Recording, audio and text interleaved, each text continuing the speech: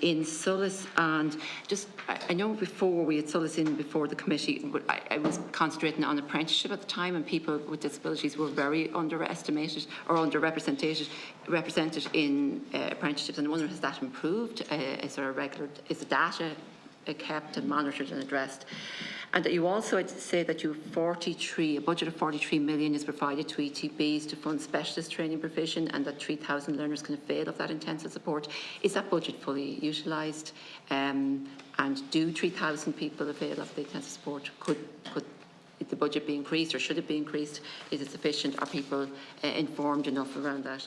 Yeah, you mentioned there about the specialist training providers, and I just checked there. Yeah, the budget used this year, 2023, was 40 million. But I suppose you touched on a really core thing about, whether there's enough awareness of it and whether there could be more provision. We are finding, I suppose, a lot of young learners want to be involved in a whole of education system. They don't want to be segregated. They want to be in the mainstream as such. So what we're working with the ETBs is to try and integrate that specialist training provision into the core of further education, that it's not a separate provision as such.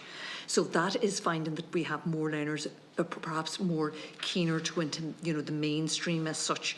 But at all times, when there is a particular need, people would avail of the specialist training providers. And I would encourage anybody, I suppose, if they're accessing further education, to contact the adult education guidance officers, and there's 240 in the country. They can provide one-to-one guidance as to what particular course suits your particular needs at a particular time. So I suppose it's to try and get that holistic approach, as opposed to segregating people into the system as such.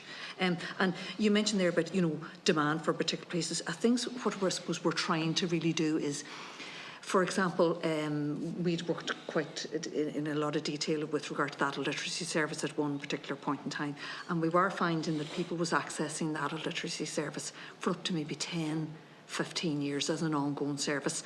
So what we're trying to do, I suppose, is to try and stop that flow, to maybe put in interventions early in people's lives where they get access to further education at an early stage and progress to employment, as opposed to, having to be supported long term. And that's why we worked with Down Syndrome Ireland this year, where we're trying to get young people into employment early on, because we found in the North East the employers are actually looking for people who have accessed that particular service, that adult literacy service, because they turn up every day, they're there all the time, they're very motivated. So we're trying to make inroads into those particular approaches, so that rather than looking at individual programmes, look at the holistic approach. And that seems to be working really, really well.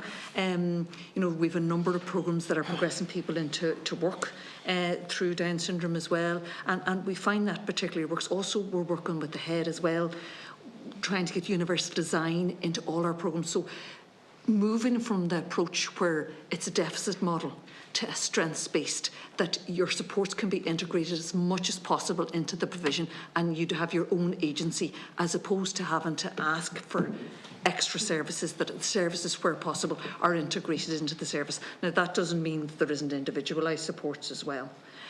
So as you can see, our role is very much looking at further education.